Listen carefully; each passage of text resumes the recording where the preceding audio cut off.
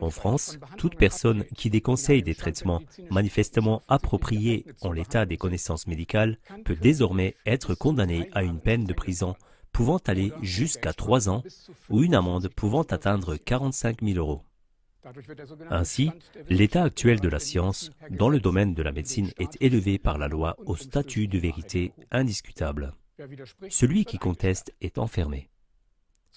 Parallèlement, les doutes concernant des mesures telles que les vaccins à ARNM introduits pendant la pandémie Covid seront désormais considérés comme une aberration sectaire.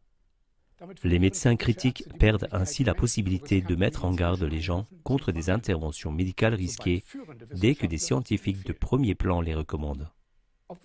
Bien que le Conseil d'État et l'opposition aient jugé la loi liberticide, elle a été adoptée par le Parlement français. L'objectif est clair. En cas de nouvelle pandémie, la critique, qui était encore possible dans les années Covid, doit être punissable dès le départ.